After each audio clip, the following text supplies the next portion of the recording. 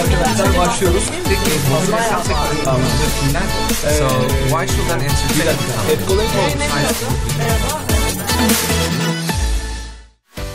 Merhabalar, ben Seda. Etkol Deniz şirketinde İnsan Kaynakları Departmanı'nda HR Generalist olarak çalışıyorum.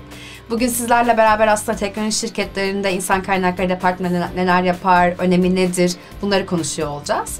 Aynı zamanda teknoloji alanında kariyer hedefleyen, bu alanda görüşmelere giden hem genç yeteneklere hem de kariyer sahibi adaylara ne gibi tavsiyeler verebiliriz? Bunun üzerine konuşuyor olacağız.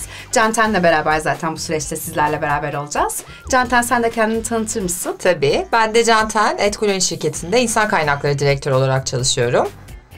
Tamamdır, süper.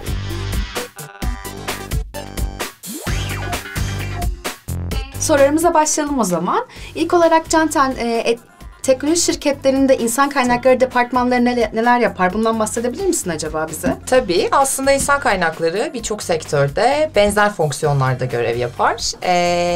Teknoloji sektörünün en majör farkı aslında çok daha hızlı değişen, hızlı gelişen ve daha inovatif bir yapı da olmasıdır diyebiliriz.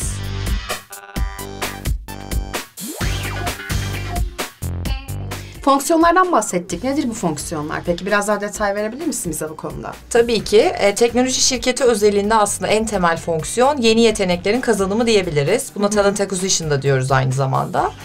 Bununla birlikte şirket içinde oluşan organizasyonel değişiklikleri yönetmek, şirketin hedefleri doğrultusunda doğru insan kaynağını planlayabilmek, bununla beraber şirket içindeki ücretlendirme politikalarını yönetmek, çalışanlar için ve şirketin beklentileri doğrultusunda doğru motivasyon aktivitelerini planlamak ve organize etmek ve bazı insan kaynakları yapısında İK operasyonel süreçleri dediğimiz özlük ve bordro süreçlerini yönetmek diyebiliriz.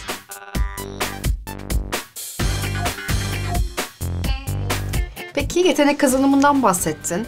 Bu konuyu biraz daha açabilir miyiz? Yetenek kazanımı nedir? Teknoloji şirketlerinde yetenek kazanımının önemi nedir? Bu konuda da biraz bilgi verebilir misin acaba? Tabii. Yetenek kazanım şirketler için çok önemlidir. Özellikle teknoloji şirketi için çok daha önemlidir.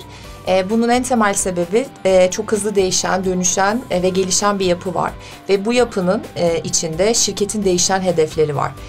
Bununla beraber içeri kazanılan yeteneklerin aynı şekilde şirket hedefleriyle aynı paralelde hızlı bir şekilde değişmesi, bu değişimlere adapte olması, şirket içindeki bu dönüşümlere kolayca uyum sağlayabilmesi ve aynı vizyonda devam edebilmesi açısından çok önemlidir. Peki teknoloji şirketlerinde yetenek kazanım süreçleri nasıl işliyor? Bu konuda da bilgi verebilir misin? Tabii ki. Aslında bu planlamanın öncesinde şirketler o yılki hedeflerini ve bütçelerini belirler.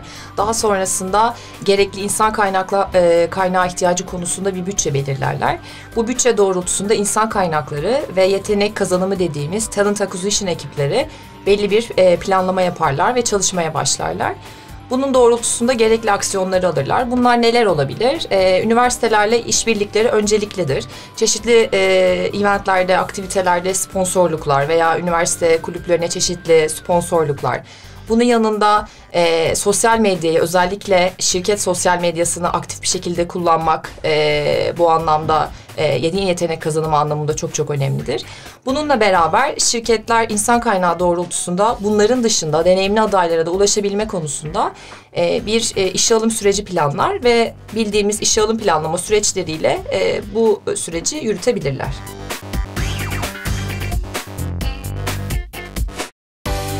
Peki teknoloji şirketlerinde çalışan kişilerde genel olarak beklediğin yetkinlikler neler oluyor? Nasıl yetkinliklere sahip olması gerekiyor bu kişilerin? Tabii.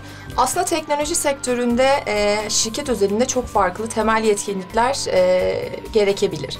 Ama en temel olarak baktığımızda bu hızlı değişen ve dönüşen dünyayı öncelikli tuttuğumuzda bir numara olarak, birinci yetkinlik olarak çeviklik diyebiliriz. Bunun yanında yaratıcılık, ikna kabiliyeti, analitik düşünebilme, liderlik edebilme ve aynı zamanda iyi bir motivatör ve takım oyuncusu olma diyebiliriz. Peki, çok teşekkürler.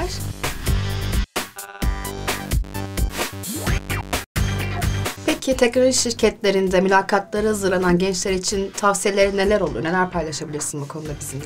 Öncelikle ilgi duydukları sektörün sosyal mecralarını takip edebilirler. Sosyal medya üzerinde ne gibi aslında kullanım yapıyorlar, bunu takip edebilirler. Bu doğrultuda bu firmaya ilgi duyuyorlar mı yeteri kadar, bunu görmüş olurlar.